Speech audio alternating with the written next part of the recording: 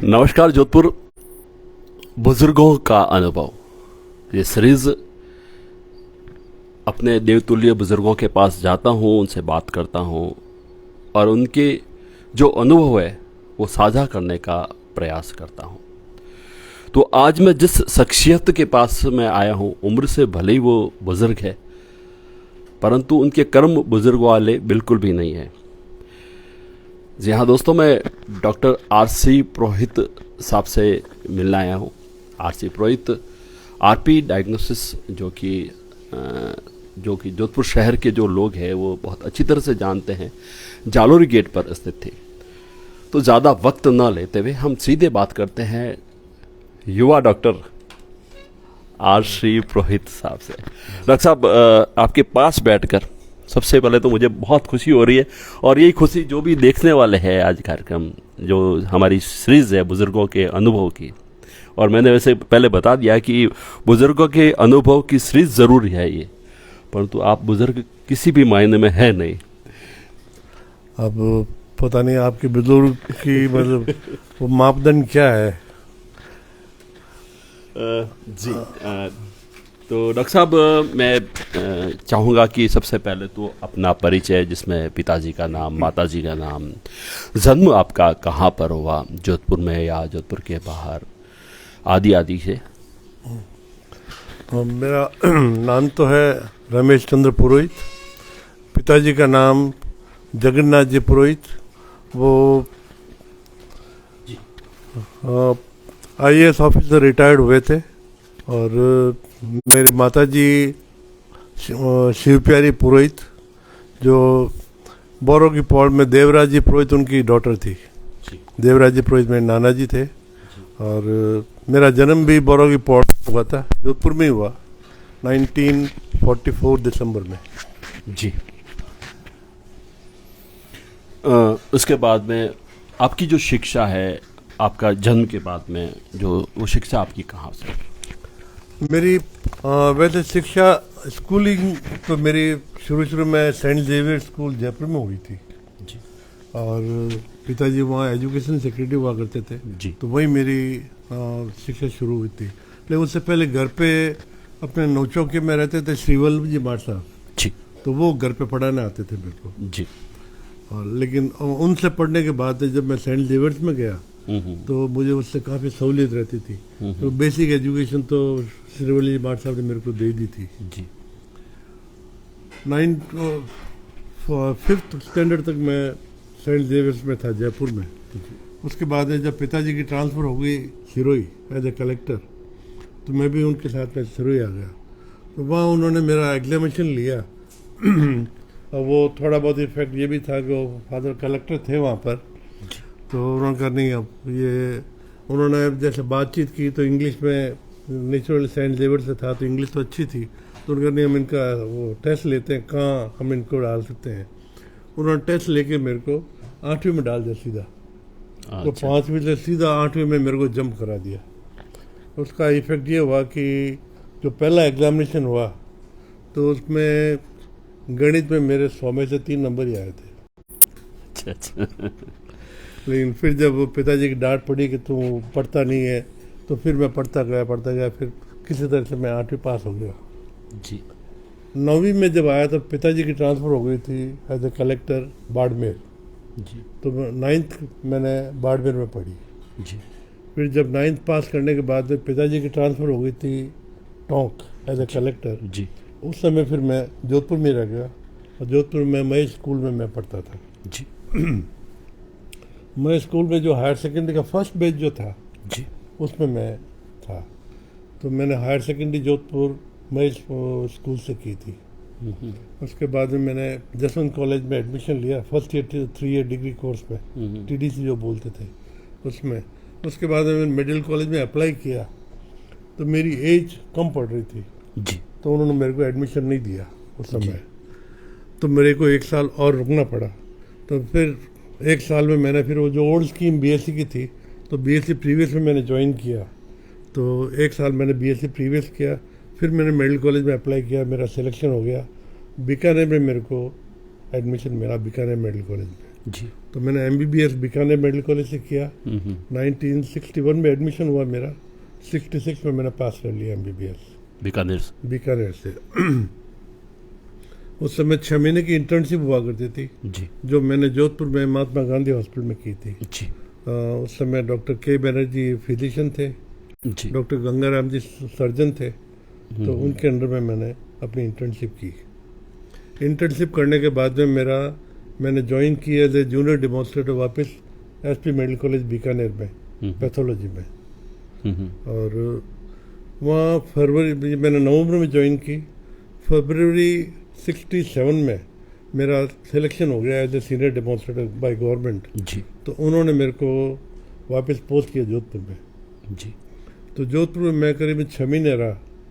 और उसके बाद में फिर मैंने, क्यों यहाँ पोस्ट ग्रेजुएशन फैसिलिटी नहीं थी जोधपुर में, जी। तो मैंने अपनी ट्रांसफ़र करवाई उदयपुर मेडिकल कॉलेज में। तो उदयपुर में मैं 67 में चला गया।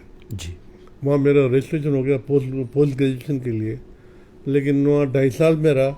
वहाँ भी गाइड सिस्टम नहीं था, को गाइड सिस्टम था। जी तो को गाइड सिस्टम, गाइड जयपुर से हुआ करते थे और वहाँ के जो प्रोफेसर थे वो को गाइड थे। तो डिले होता गया थीसिस में।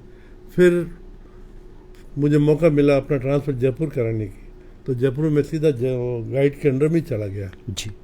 और वहाँ फिर मैंने 1971 में अपनी MD कर ली पैथोलॉजी में। ओके। MD करने के बाद में मैं 2 साल तक वहाँ जयपुर में लेक्चरर रहा। फिर मेरी ट्रांसफ़र हो गई जोधपुर मेडिकल कॉलेज में। तो जोधपुर मेडिकल कॉलेज में लेक्चरर रहा। और 75 जनवरी में मैंने अप्लाई कर रखा था foreign assignment section government of India को, जी। और फॉरेन असाइनमेंट। तो उन्होंने मेरे को असाइनमेंट दिया ज़ाम्बिया में, अफ्रीका में। तो जनवरी 75 में मैं ज़ाम्बिया चला गया था। अच्छा अच्छा। गवर्नमेंट की ओर से? गवर्नमेंट हॉस्पिटल जो था जी। ज़ाम्बिया छोटी सी कंट्री है, लेकिन उसकी जो सेकंड लार्जेस्ट सिटी है, कैपिटल है लुसाका, सेकंड लार्जेस्ट सिटी है इंडोला। तो इंडोला सेंट्रल हॉस्पिटल में मैं as a senior registrar join किया मैंने। जी। 1.25 साल बाद में मेरे को वहाँ प्रमोशन मिल गया एज ए कंसल्टेंट पैथोलॉजिस्ट। तो वहीं पर मैं कंसल्टेंट पैथोलॉजिस्ट काम करता रहा। लगभग 1976 की बात करते हैं। 76 में 5 में आप गए और 75 में गया, 76 में मैं कंसल्टेंट हो गया वहाँ पर। तो वहीं रहा मैं। फिर सितंबर 79 तक मैं वहीं इंडोला सेंट्रल हॉस्पिटल ज़ाम्बिया में था। फिर मेरे को मौका मिला वापस वहाँ पपुआ न्यू गिनी जाने का। मैंने वहाँ अप्लाई कर रखा था। वहाँ पर भी सीनियर कंसल्टेंट मेरे को जॉब मिली। तो मैंने शिफ्ट कर लिया पपुआ न्यू गिनी। ओके। फिर 82 दिसंबर तक मैं वहाँ पपुआ न्यू गिनी में था। ओके। वहाँ पर मैं इंचार्ज था, कंप्लीट कंट्री की लेबोरेटरी सर्विसेज का हेड था मैं। तो जैसे अपने यहाँ पर 5 ईयर प्लान होती है, वहाँ 4 ईयर प्लान हुआ करती थी। जी। तो लेबोरेटरी सर्विसेज का जो 4 ईयर प्लान जो था वो मैं बनाता था। जी। और सारा पूरे कंट्री का जो पैथोलॉजी थी उसको मैं एडमिनिस्टर करता था। फिर फादर ओल्ड हो गए। उनकी इच्छा थी कि अब मैं, मेरे यंगर ब्रदर थे। जी। तो मेरे से जब छोटा जो था वो उस समय कनाडा चला गया था। वो इलेक्ट्रिक इंजीनियर था। जी। तो वो कनाडा चला गया। उससे छोटा था वो भी डॉक्टर, वो इंग्लैंड चला गया। जी। तो और सबसे छोटा डॉक्टर रतनपुरी जो आजकल आई स्पेशलिस्ट है, जी बिल्कुल, वो उस समय पढ़ रहा था। तो फादर ने कहा देखो तुमसे बड़े सब चले गए, अब मैं बूढ़ा हो रहा हूँ, तब तुम वापस आ जाओ। तो मैंने न्यू गिनी की जॉब छोड़ी, मैं वापस जोधपुर आ गया।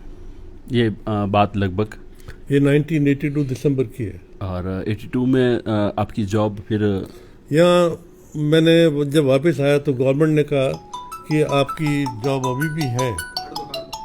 जी जी। आपने जो रेजिग्नेशन दिया था जहाँ में, तो हमने एक्सेप्ट नहीं किया। तो आप ज्वाइन कर सकते हो वापस। जी। और आपको ज्वाइन करना ही पड़ेगा अगर आपको। तो मैंने वापस ज्वाइन कर लिया। उस समय उन्होंने क्या कि मेरी एब्सेंस में जब मैं बाहर था जी, तो डीपीसी वगैरह होती रहती थी। तो डीपीसी हुई तो उन्होंने मेरा कंसिडरेशन किया ही नहीं। जी। तो मेरे से जो जूनियर थे, मेरे पढ़ाए हुए स्टूडेंट थे, वो मेरे से ऊपर हो गए। तो मैंने उस समय फिर वो केस भी किया था, रिप्रेजेंटेशन भी किया। 2 साल में वो चलता रहा केस, लेकिन मैं इतना फ्रस्ट्रेट हो गया गवर्नमेंट से कि मैंने फिर गवर्नमेंट नौकरी साल भर की। उसके बाद मैंने कहा नहीं, मैं गवर्नमेंट नौकरी मुझे नहीं करनी। मैंने फिर अपनी प्राइवेट लेबोरेटरी आरपी डायग्नोस्टिक खोल ली। आरपी डायग्नोस्टिक्स एक वो नाम था जो विश्वसनीयता और गुणवत्ता पर हमेशा खरा उतरता था। मुझे याद है कई डॉक्टर के पास जब मेरी माताजी थी, अब तो दिवंगत हो गई, डायबिटीज़ थी उनको, तो कभी भी डॉक्टर से हम जाते थे पर्ची लेके, तो आपने रिपोर्ट कहाँ से कराई है, तो अगर आरपी डायग्नोसिस देखते तो उनको हाँ रिपोर्ट सही है।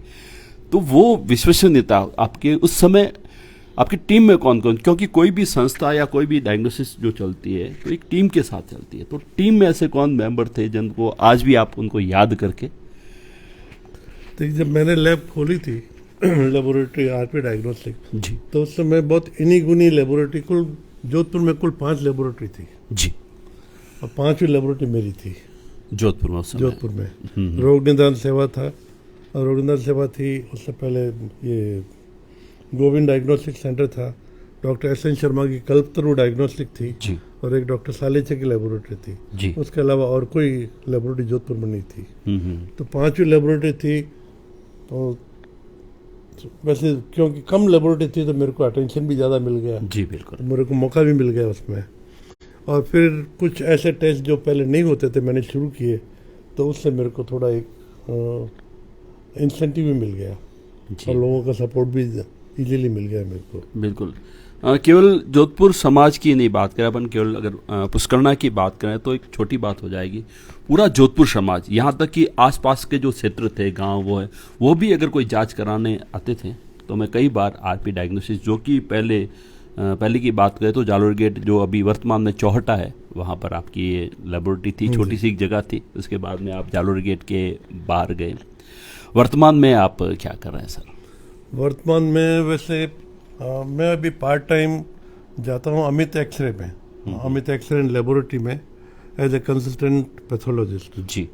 तो वहाँ सिर्फ एक हिस्टोपैथोलॉजी क्या करता हूँ। जी जी। ये क्या होता है सर? हिस्टोपैथोलॉजी मतलब ये जैसे कोई ऑपरेशन किया और ऑपरेशन कर कोई भी टिश्यू निकाला, जैसे कोई गले में जैसे मान लो कोई गांठ हो गई या पेट में कोई गांठ है और सर्जरी करके वो गांठ बाहर निकाली, तो उसकी जांच जो होती है उसको कहते हैं हिस्टोपैथोलॉजी या बायोप्सी। बायोप्सी मालूम जी। जहाँ तक मेरी नॉलेज है, हालांकि इस क्षेत्र में मुझे बहुत ज़्यादा जानकारी नहीं है मेरे को, बायोप्सी क्या जो सीधा एक मतलब जब भी कोई जांच होती है तो एक चेहरे पर सिकंद आ जाती है कि शायद कैंसर की ही जांच होगी, तो क्या कैंसर और बायोप्सी एक ही है, या उसकी जांच होगी तो कैंसर ही डिटेक्ट होगा? नहीं, ये ज़रूरी नहीं है। बायोप्सी में सिर्फ कैंसर ही नहीं होता। अब जैसे किसी की टीबी की गांठ है तो वो भी उस बायोप्सी से मालूम पड़ती है। कई बार और भी कई बीमारियां जो हैं वो बायोप्सी से मालूम पड़ती हैं। अब जैसे लिवर की बायोप्सी की तो सिरोसिस होता है, सिरोसिस है तो वो भी अपन बायोप्सी से कंफर्म कर सकते हैं। किडनी की बायोप्सी करते हैं तो किडनी में जैसे डायबिटीज़ है तो डायबिटीज़ में किडनी अफेक्ट हो जाती है, उसमें कोई कैंसर का कोई रोल नहीं है, लेकिन किडनी अफेक्ट होके उसके जो ग्लोमेरुलस होते हैं उनमें डिफेक्ट आता है, चेंजेस आते हैं, जिसके कारण किडनी का फंक्शन कम हो जाता है। तो उसमें कितना फंक्शन है, कितने चेंजेस आ चुके हैं डायबिटीज़ के, ये बायोप्सी से मालूम पड़ जाता है जी। तो ये कई लोगों को गलतफहमी बायोप्सी भेजी है मेरे ऑपरेशन करके तो मतलब डॉक्टर कैंसर सोच रहा होगा जी। ज़रूरी नहीं है। बायोप्सी से कई बीमारियों का पता लगता है जी। पहले अभी मैं देखता हूँ कि कोई भी जटिल बीमारी होगी, जैसे आप बता रहे हैं, तो सीधा अहमदाबाद चले जाओ। तो अब जब आप यहाँ पर हो रही है, अब आप इस उम्र में भी अमित एक्सरे में ये सारे काम कर रहे हैं, तो अहमदाबाद जाने की तो आवश्यकता नहीं, या अहमदाबाद रिपोर्ट भेजने की तो आवश्यकता नहीं, जो काम जोधपुर में हो रहा है। देखिए, अब पैथोलॉजी में कई एडवांसमेंट हो गए। बायोप्सी करते हैं तो उससे एक आजकल मतलब नॉलेज या मतलब टेक्नोलॉजी है वो सिंपल बायोप्सी से काफ़ी आगे बढ़ गई है। बायोप्सी करने के बाद में जैसे मान लो कोई एक पर्टिकुलर कैंसर आया तो कैंसर में कितना एग्रेसिव कैंसर है या कितना जल्दी फैलने वाला कैंसर है, उसके लिए क्या कि कुछ टेस्ट करने पड़ते हैं, इम्यूनोहिस्टोकेमिस्ट्री जो बोलते हैं। मैंने शुरू की थी इम्यूनोहिस्टोकेमिस्ट्री, लेकिन जब मैंने आरपी डायग्नोस्टिक बंद की जी। तो फिर वो भी बंद हो गई। मेडिकल कॉलेज में वो इम्यूनोहिस्टोकेमिस्ट्री शुरू की, वो साल भर चली, उसके बाद में वो बंद हो गई। तो अगर इम्यूनोहिस्टोकेमिस्ट्री है तो वो बाहर भेजनी पड़ती है अभी भी। जी। ऐसे ही इम्यूनोहिस्टोकेमिस्ट्री के बाद में एक मॉलिक्यूलर पैथोलॉजी शुरू हो गई, जी। वो उसकी फैसिलिटी अभी जोधपुर में नहीं है। जी। तो मॉलिक्यूलर पैथोलॉजी जहाँ ज़रूरत होती है तो अभी भी जोधपुर से बाहर भेजनी पड़ेगी। तो जोधपुर वो फैसिलिटी कहीं भी, इवन एम्स के अंदर भी मॉलिक्यूलर पैथोलॉजी नहीं है। डॉक्टर साहब, एक जानकारी, एक आम नागरिक की जानकारी चाहता है कि कई बार एक आम आदमी को कोई गांठ हो जाती है तो क्या सतर्कता या क्या वो बरते कि जिसको आगे चलकर उसको कोई बड़ी प्रॉब्लम ना हो, क्योंकि हर कोई गांठ कैंसर की तो हो नहीं सकती। महिलाओं में विशेष रूप से बात करें तो जो ब्रेस्ट कैंसर है या कोई गांठ हो गई या कोई ऐसा हो गया, तो क्या वो किसी भी गांठ को चाहे कैसी भी हो, चाहे पेनफुल हो, पेनलेस हो, जो भी हो, तो उसको इग्नोर नहीं करना चाहिए। जी। जितना जल्दी हो सके उसको दिखा देना चाहिए। क्योंकि जैसे आपने बताया ब्रेस्ट में कोई गांठ है, अब मैं कहूँगा करीब 70% गांठें जो ब्रेस्ट में होती हैं और जो यंग एज में होती हैं वो कैंसर की नहीं होती है। जी। जी।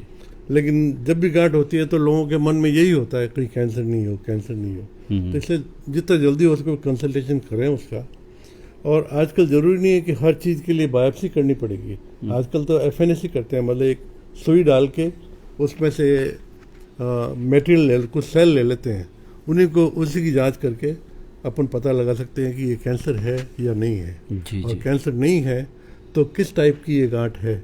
जी। तो एफएनएसी भी शुरू हो गई। जब एफएनएसी से मालूम नहीं पड़े तो अपने पास ये है कि नीडल बायोप्सी करते हैं। जी। पूरी गांठ निकालने के बजाय एक नीडल डाल के जी। एक छोटा सा कोर या सिलेंडर उसमें से निकाल लिया, उसकी बायोप्सी की, उससे भी मालूम पड़ जाता कैंसर है या नहीं है तो किस टाइप का है, और नहीं है तो गांठ क्यों बनी है ये भी मालूम पड़ जाता है। जी बिल्कुल। डॉक्टर साहब, अब हम बात करते हैं सर, ये तो बात अपन कर ही रहे हैं कि मेडिकल में आपने जो पढ़ाई की, बाहर भी गए, विदेश में भी गए, बीकानेर भी रहे, उदयपुर भी रहे, पापा जहाँ जहाँ पढ़ते बचपन में आपका बड़ा समाज से आपका जो जुड़ाव होना था वो कहीं ना कहीं आप अलग थलग रहे बचपन में या युवापन में। तो उसका कोई आपको अफसोस या अभी जैसे किनके जो हम किनके उड़ाते, वो शायद आपने किनके नहीं उड़ाए होंगे? नहीं, मैंने किनके भी उड़ाए हैं और कंचे भी खेले हैं, गोटियां भी खेली हैं मैंने। तो कंचे खेलने वाला आज इस स्थिति में पहुंच सकता है?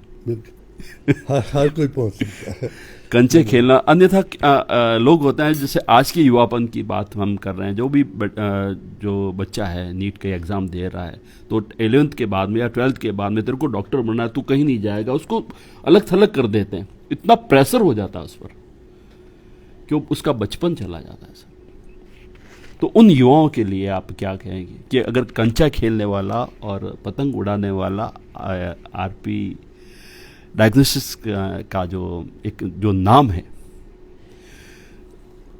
वो आप हैं रमेश चंद्र जी पुरोहित साहब, तो समाज को आज विशेष रूप से युवाओं को क्या संदेश देना चाहेंगे जो डॉक्टरी की पढ़ाई करना चाहते हैं या कर रहे हैं? देखिए, आजकल सीधी बात है, कंपटीशन बहुत ज़्यादा हो गया है जी। और लोगों के एस्पिरेशन भी इतने ज़्यादा हो गए हैं। अब देखिए कि आज एक बच्चे के हायर सेकेंडरी मान लो 95% मार्क्स आते हैं जी। तो पेरेंट्स ये कहते हैं कि 95 तो बहुत कम है, 5% कम क्यों हुए। बच्चे पे इतना मेंटल लोड प्रेशर डाल देते हैं वो। अब जैसे आप देखो कि कई बच्चों को कोचिंग के लिए एक बना हुआ है कि कोटा भेज दिया। आप अभी रिसेंटली आपको देखते होंगे बच्चों पे इतना प्रेशर रहता है मेंटल, कई बच्चे वहाँ सुसाइड कर लेते हैं। जी। ये माहौल ख़राब हो गया। नो डाउट कि कंपटीशन बहुत है जी, लेकिन एवेन्यूज भी हैं और ज़रूरी नहीं है कि हर कोई डॉक्टर बन के ही अपने लाइफ में सक्सेसफुल होगा। कई एवेन्यूज हैं जी, जहाँ आदमी सक्सेसफुल हो सकता है। और मैं तो कभी बाहर कोचिंग में गया ही नहीं। मेरा छोटा भाई था, he was a topper in engineering college, MBM engineering college में वो टॉपर था। वो कभी कोचिंग में गए ही नहीं, घर पे ही पढ़े हम। जी। उससे छोटा भाई वो भी डॉक्टर आजकल अमेरिका में है, हम कभी कोचिंग में गए ही नहीं। रतन जो आई सर्जन है आज, जोधपुर में नाम है उसका, कभी कोचिंग में नहीं गया, यहीं पढ़े, घर पे रहे, डिसिप्लिन में रहे। फादर काफ़ी स्ट्रिक्ट थे, डिसिप्लिनेरियन थे, उन घर पे ही पढ़े और सक्सेसफुल हुए हैं। तो कहने का तात्पर्य ये है कि अगर मेहनत की जाए दिल तो से, घर पे पढ़ के भी घर आदमी पर- आगे बढ़ सकता है। ज़रूरी नहीं है कि उस पर इतना प्रेशर डाल के। मैं पर्सनली बच्चों पे बहुत ज़्यादा मेंटल प्रेशर डाल के उनको आगे बढ़ाने के चक्कर में उनकी लाइफ ख़राब करना, मैं उसको उचित नहीं मानता। जी बिल्कुल। जहाँ पर हम बैठे हैं बिल्कुल सामने एक टकारा का म्यूजिक सिस्टम रखा है। हाँ, तो यहाँ पर आया तो ज्ञात हुआ कि डॉक्टर साहब को गीत गाने का भी शौक है। स्टार गाने- मेकर पर भी आप अच्छे गाते हैं। अब अच्छा बुरा मतलब मैं शाम के समय जब खाली होता हूँ तो मैं करता रहता हूँ कुछ, क्यों टाइम पास तो करना ही होता है मेरे को। तो गाना सुनता हूँ और कभी कभी साथ साथ में गुनगुनाता भी हूँ। विवेकानंद जी ने कहा है कि एक अच्छा श्रोता ही अच्छा वक्ता हो सकता है। तो अच्छा जो श्रोता है गीत के मामले में, तो अगर सुनता है किसी के गाने तो अच्छा गायक भी हो सकता है। तो मैं चाहूँगा डॉक्टर साहब इन चीज़ों से बाहर आकर एक गीत बिना म्यूजिक, ऐसा हमारे जो भी देखने वाले हैं लोग, जैसे दिलीप जी पुरोहित ने कहा बहुत शानदार शारदाजी देख रहे हैं आपको, और भी जो है कुछ समय बाद में आपको देखने वाले हैं। तो ये तो मालूम चले कि डॉक्टर साहब केवल जो है सुइया ही नहीं लगाते, केवल वो खून ही चेक नहीं करते, अच्छा गाते भी हैं।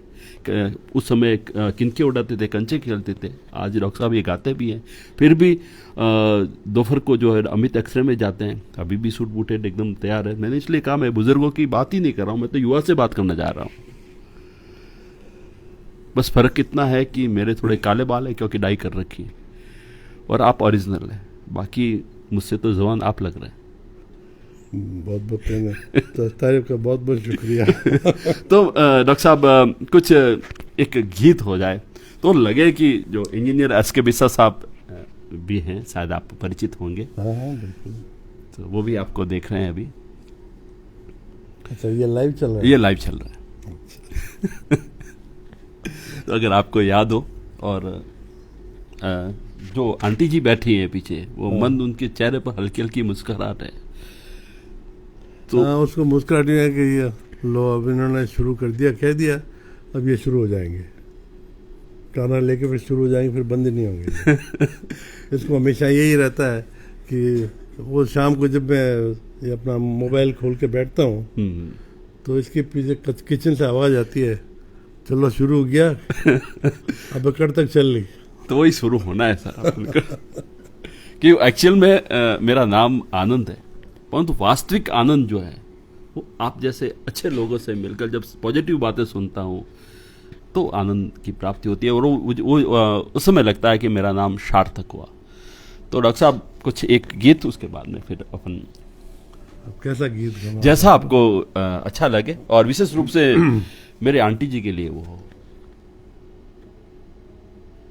मैं लिरिक्स भूल जाता हूँ।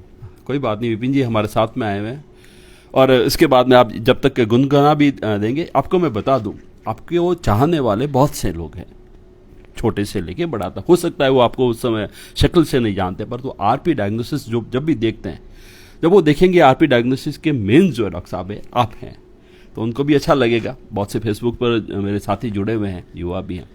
तो मैं आपको बात बताना चाह रहा था कि प्रत्येक गुरु पूर्णिमा को दिन फेसबुक पर एक पोस्ट लगती है सर, उसमें डॉक्टर भीमराज जी व्यास होते हैं और दूसरे आप होते हैं, और वो कोई दूसरा और नहीं होता, वो विपिन राघवानी जो मुंडो सैटेलाइट में टेक्नीशियन है, वो आपको जो है इस मामले में पैथोलॉजी में गुरु मानता है।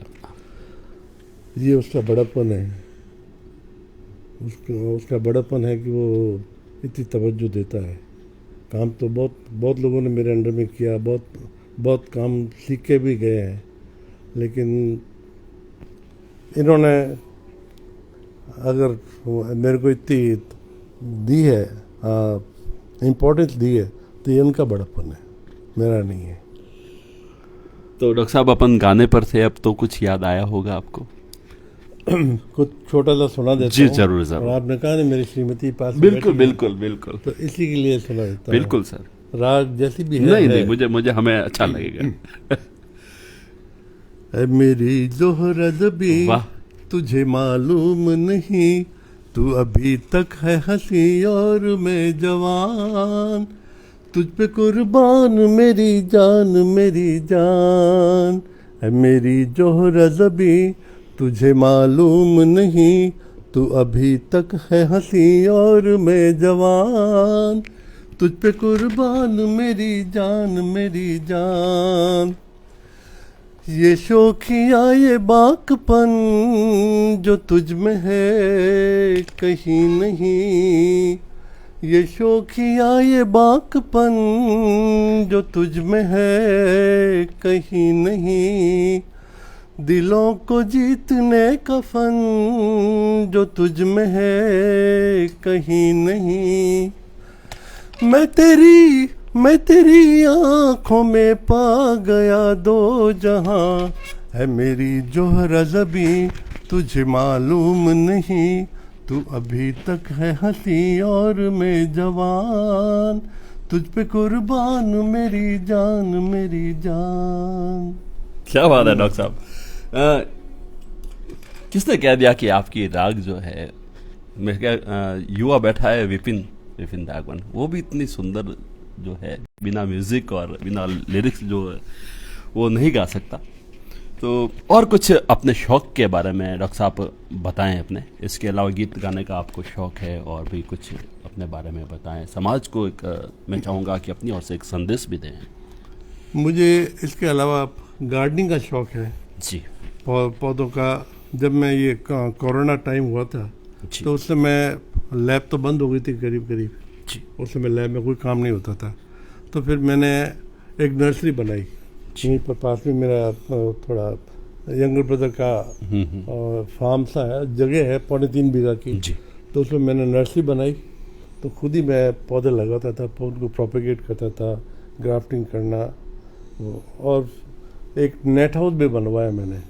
उसके अंदर मैंने ये कुकुम्बर जो है हाइब्रिड कुकुम्बर लगाए थे, तो काफ़ी अच्छी फसल हुई। जी मतलब आप विश्वास नहीं करोगे, करीबन डेली करीबन 250-300 किलोग्राम कुकुम्बर होते थे। जी लेकिन कोरोना में सब दुकानें बंद थी, मंडी बंद थी, तो उनको कहाँ खपाऊँ।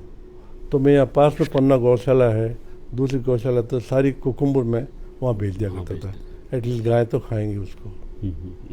तो शौक़ है मेरे को, गार्डनिंग का भी शौक़ है और सब्जियां उगाने का भी शौक़ है। जी अभी भी नर्सरी चल रही है, लेकिन अब मैं इतना टाइम नहीं दे पाता और ना शारीरिकली फिजिकली मैं इतना काम कर सकता हूँ, तो मैंने वो अपने बेटे को सौंप दी है। जी फिर भी मैं सुपरवाइज करता हूँ, सुबह शाम जाता हूँ नर्सरी में, जी। फार्म में जाता हूँ, और घर में अपने पौधे लगाता हूँ। फूलों से मुझे लगाव है, तो फूलों के पौधे वगैरह घर पे लगाते रहता हूँ। डॉक्टर साहब, एक सफल व्यक्ति होता है, वैसे तो आप सफल ही है, उसके पीछे किसी न किसी एक व्यक्ति विशेष का हाथ होता है। हालांकि पूरे परिवार का हाथ होता है, सबके अलग अलग मायने होते हैं, फिर भी अगर आपसे ये पूछा जाए कि एक विशेष। मेरी माता जी, पिताजी का डेफिनेटली बहुत बड़ा रोल रहा कि उन्होंने जो स्ट्रिक्ट डिसिप्लिन रखा, तो उससे मैं इधर उधर नहीं गया, हमेशा अपने काम पे लगा रहा। लेकिन जो प्रेम और गाइडेंस मेरे को माता जी ने दी है, वो मैं कभी नहीं भूल सकता। वो सबसे बड़ा रोल मेरे कैरियर में मेरे माता जी का ही रहा है। जी और यूँ मेरी श्रीमती जी हैं। जी जब मेरी शादी हुई थी मैं 16 साल का था, मेरी वाइफ 13 साल की थी, तो नहीं जानते थे शादी क्या होती है हम तो। लेकिन जब से मैं जैसे 75 में बाहर गया, तो श्रीमती जी मेरे साथ ही रही हमेशा। उसका मेरे हर स्टेप पे उसका साथ मेरे साथ में रहा है। मैं लकी हूँ, आज भी मेरे लिए एक सपोर्ट है, स्ट्रॉन्ग सपोर्टर वो है। और सबसे ज़्यादा मैं मानूँ तो मेरी माता जी का रोल रहा है मेरी लाइफ में। डॉक्टर साहब, एक बात, बस ईश्वर की कृपा से आप डॉक्टर हैं। अगर आरसी पुरोहित एक डॉक्टर नहीं होता तो वो क्या होता? पता नहीं क्या होता, कुछ ना कुछ तो होता ही। नहीं, और भी किसी में रुझान था या मेडिकल में ही आपकी रुचि थी, या ये जो मेडिकल वाला जो है आपके पापा ने थोपा था, या आपके मन में ये आया था कि मुझे डॉक्टर बनना है? मन में तो था, मन में था। जब भी देखिए, जब मैंने हायर सेकेंडरी की फर्स्ट ईयर टीडीसी की तो मैं अंडर एज था, तो एक साल मेरा एडमिशन नहीं हुआ मेडिकल कॉलेज में, अंडर एज था इसलिए। तो उस समय पिताजी ने कहा कि देख, कोशिश करते हैं, अगर तेरा वेटनरी कॉलेज बीकानेर में हो जाता है तो वेटनरी कॉलेज में एडमिशन मिल जाएगा, कोशिश करो। मैंने कहा मुझे वेटनरी में इतना इंटरेस्ट नहीं है जी। उस समय मेरे माता जी ने कहा, उनके वर्ड्स यही है कि अब रहूं दो, मैं हमारे बेटे ने ढूंढा डॉक्टर नहीं बनाऊंगी चाहूँ, बढ़ेला तो मिन करा डॉक्टर बढ़ेला। माँ का आशीर्वाद, माँ का आशीर्वाद था। तो उस समय मैंने भी ये कहा कि नहीं साहब, मैं ढूंढा डॉक्टर नहीं बनूँ, वेटनरी डॉक्टर नहीं बनूला तो मैं मिन करा डॉक्टर ही बनूला। तो एक साल मैंने इंतज़ार किया जी। मैं लकी था कि मेरा एडमिशन हो गया वापस जी। बिल्कुल डॉक्टर साहब, एक बात और, ऐसी कोई वाक़यात, ऐसा कोई बात जो आज भी आपके जहन में है, ऐसा कोई ज़िंदगी में ऐसा कुछ हुआ? हर इंसान के जीवन में ऐसा कुछ होता है जो हमेशा उसके स्मृति पटल पर मौजूद रहता है। किस तरह का? कोई भी आपको जो चीज़ आपको झंझोड़ देती है कि काश। अब जैसा कि मेडिकल फील्ड की बात करूं मैं, तो आजकल मैंने लेबोरेटरी चलाई, 1984 से लेबोरेटरी की जी। आज जोधपुर में, उस समय 5 लेबोरेटरी थी जी। आज जोधपुर में 250 से ज़्यादा लेबोरेटरी है। जो ये अपने जो तरीका है आजकल लेबोरेटरी चलाने का, वो बिल्कुल ही बदल गया है। अब इसको मैं अब डॉक्टरों की लोभ कहूँ या अब कमीशनबाजी शुरू हो गई। मतलब वो एक सर्विस नहीं है, अब एक प्रोफेशन हो गया है, धंधा हो गया वो जी। तो हर कोई ये चाहता। मैंने मतलब मैं ये फ़ख्र से कह सकता हूँ कि मैंने इतने साल लेबोरेटरी चलाई है, मैंने कभी किसी को कमीशन नहीं दिया।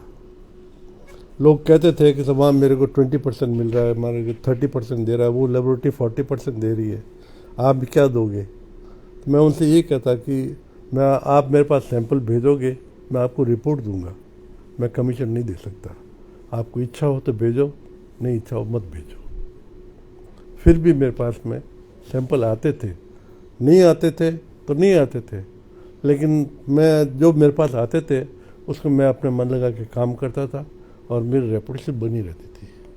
मारवाड़ी में अगर क्यों नहीं साहब, तो अभी जो वर्तमान में धंधा बना रखा है साहब इन्होंने, बिल्कुल धंधा है। और उससे बिल्कुल अलग आरसी पुरोहित एक नाम है। और आज मुझे फक्र है कि मैं उस व्यक्तित्व के सामने हूँ जो भारतवर्ष में एक नाम है, जिन्होंने कभी समझौता नहीं किया, अपनी गुणवत्ता और विश्वसनीयता बरकरार रखी।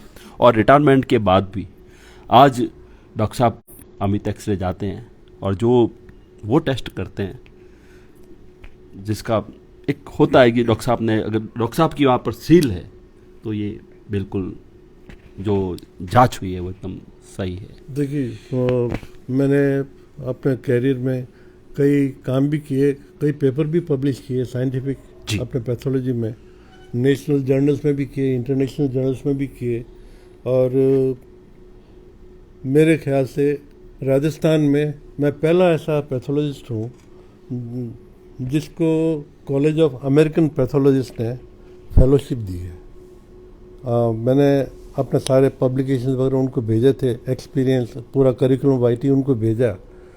वो नॉन प्रॉफिट ऑर्गेनाइजेशन है और जो अमेरिका में अगर आप पैथोलॉजिस्ट हैं, अगर आप fellow college of pathologist, college of American pathologist नहीं है तो आप प्रैक्टिस नहीं कर सकते। तो राजस्थान में मैं पहला ऐसा पैथोलॉजिस्ट हूँ जिनको उन्होंने पहले तो इंटरनेशनल फेलोशिप दी थी, उसके बाद उन्होंने फुल फेलोशिप मेरे को दे दी। बिल्कुल। शारदा जी व्यास आपके बारे में बहुत कुछ लिख रही है। वो लिख रही है कि डॉक्टर साहब लाइफ स्टाइल, जो डॉक्टर साहब का लाइफ स्टाइल है वो सभी के लिए इंस्पायर है। तो आपकी सगी कनायत है। वो मालक है था। तो शैलेश जीरी और शारदा जीरी की है कि तारीफ करनी तो आदत है और अपन पुष्करण में तो तारीफ करनी, हगानी तारीफ करनी तो रिवाज है। अब अनफॉर्चुनेटली की है कि अड़ी कोई इंस्टीट्यूशन को नहीं जट में जाने सीख सको तारीफ करनी, मन तारीफ करनी नहीं आवे। ऐ लोग किकर कट ठीक है, मन नहीं ध्यान है, लेकिन तारीफ लायक वो नहीं, वो सगाई तारीफ तो करेला ही करेला। बिल्कुल। आज मैं अपने कने हो नहीं सा तो साहब ईश्वरी तो कृपा है ही, जे महादेव की कृपा है, परंतु यो लाले कोई जरियो बढ़िया करे सा, तो वो जरियो शारदा जी है। और शारदा जी मैंने अपने कने भेजे और मैं भी बहुत खुशकिस्मत हूँ सा कि मारी औकात नहीं है सा मारवाड़ी में कहूँ ताकि मैं आपरे बरोबर ही बैठ सकूँ। तो मैंने बहुत अच्छा लाग रहा सा कि मैं आप एक डॉक्टर साहब रे कने बरोबर बैठ, डॉक्टर साहब भगवान रो दूजो नाम वैसा, और मैं देव पुरुष रहते वैसे बड़ा बुजुर्ग सब देव स्वरूपी हुए। और उन देव रे आगे जिको है, जिको ब्रह्मा जी क्या ऐसा कि सब सृष्टि का पालन वगैरह कर रहे हैं, तो इन धरती में आते अगर कोई पालन या कोई कर रहे हैं तो आप जरा चिकित्सक ही कर रहे हैं ऐसा। क्यों नहीं पाता है तो? नहीं, मैं बिल्कुल सही कह रही हूँ सर।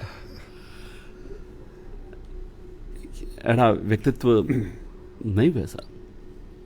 मैं अब जी बोल रही हूँ निशा माकंद कुछ भी नहीं है, मैं मनु बोल रही हूँ, अंतरात्मा बोल रही हूँ कि, और मैंने बोलनी आवे भी को नहीं, मैंने नहीं ठा ऐसा को आ मैं किकर में बात हो रही हो, कोई इंटरव्यू नहीं ऐसा, आपस में एक दूसरे की मन की बात है जी को जड़ो है नहीं, उन्हें सामने आदमी बड़ी दिखे। मैं हूँ तो नहीं साइड, परंतु बहुत अच्छा लगा साहब बात करने और जानने भी, और इतना मेहनती आप। हाँ, और बस आई जैसा भगवान आई मैं प्रार्थना करूँ साहब कि आप स्वस्थ रहो सा, मस्त रहो सा, खुश रहो सा। बस आपरे वो जी मारवाड़ी में कहावत है नहीं सा कि कोटो नहीं भागे आपरे पग में। तो आज मैं देवादित्य महादेव से ये प्रार्थना करता हूँ कि डॉक्टर साहब स्वस्थ रहें, मस्त रहें, और समाज के लिए आप एक प्रेरणादायी हैं और आपका साथ हमें मिलता रहे।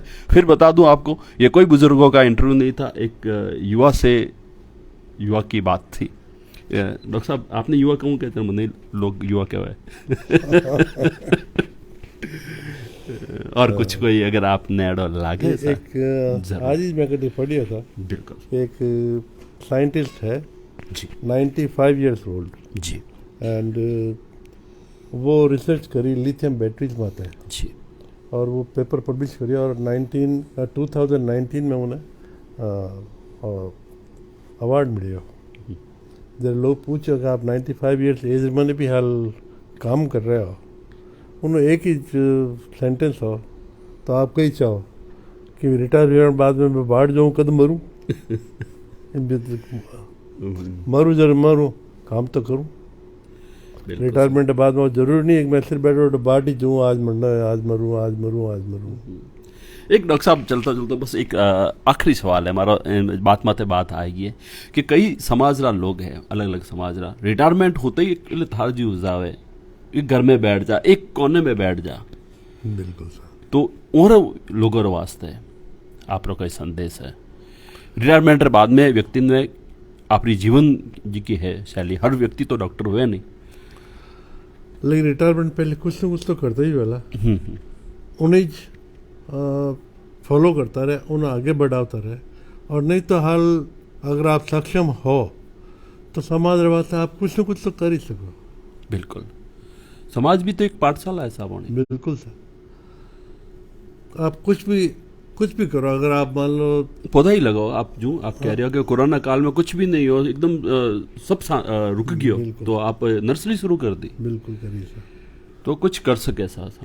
तो वे लोग जी का है जिका रिटायरमेंट के बाद में केवल घर में एक कमरे में बंद हो जावे या वन लागे मोर जीवन खत्म हो गया, मैं कुछ नहीं कर पाऊँ, तो वे कुछ भी आगे कभी ऐसा अगर देखो आदमी बिल्कुल रिटायर हो ने एक घरे खूणे माने अपना आपने रेस्ट्रिक्ट कर दे तो मारो मानना है कि फिर जो बच्चा भी बच्चे यानी इग्नोर करना शुरू कर दे।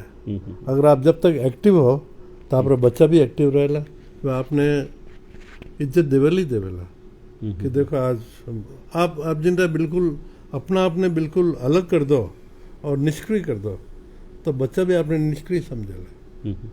आप काम करता रहो कुछ न कुछ करता रहो बच्चा आपके साथ रहेगा। ठीक है साहब, हालांकि मन ही नहीं वैसा बात खत्म करना कि आप जरा शख्सियत तो बातों में बात करता रहो फिर भी बहुत बढ़िया लागो साहब। KL पुरोहित साहब जी का है, कन्हैया लाल जी पुरोहित और बहुत सा लोग जी का है, बंशीधर जी पुरोहित साहब, प्रियंका जी, शारदा जी व्यास, सलिस जी व्यास साहब, धर्मेंद्र जी है, सारा लोग, दिलीप जी पुरोहित साहब पगलांगड़ो भी करिए है आपने और सारा लोग ऑनलाइन देख रहा है और कुछ समय बाद में आपने देखला भी और मैं अठे आयो उन वास्ते शारदा जी ने भी धन्यवाद और जी का मैंने कृष्ण रूप कहने जी को सारथी वे मारा विपिन जी राघवानी साहब हा जो मैं साथ आया और बहुत बढ़िया लगो साहब वो बात करना विशेष रूप वो गाना सुनने जी को आप और चलता जी की बात मीठी वाली हो जाए एक और गाना जी को गुनगुना दो जो को आप रो अच्छा वो तो हमारी पसंद रो कि आंटी जी वास्ते गाओ अब आप आपकी पसंद रो कोई भी एक गानो गुनगुना दो साहब पचे जस्ट एक जगदीश सिंह की गजल है बिल्कुल दो लाना बिल्कुल साहब शारदा जी बहुत गजल ने पसंद करिया कर साहब बता दूं आपने। तुमको देखा तो ये ख्याल आया जिंदगी धूप तुम घना साया तुमको देखा तो ये ख्याल आया आज फिर दिल ने एक तमन्ना की आज फिर दिल ने एक तमन्ना की आज फिर दिल को हमने समझाया आज फिर दिल को हमने समझाया जिंदगी धूप तुम घना साया तुमको देखा तो ये ख्याल आया। बहुत बहुत धन्यवाद डॉक्टर साहब और बस ईश्वर आपने था आप लोग बता दिया मैंने इज्जत दिया बहुत बड़ी चीज़ है जी बिल्कुल। फिर मिलेंगे किसी ऐसे ही देव पुरुष के साथ, बुजुर्गों के साथ, उनके अनुभव हम साझा करेंगे, आप तक पहुंचाएंगे, उनसे बहुत कुछ सीखेंगे। विदा चाहता हूं, नमस्कार।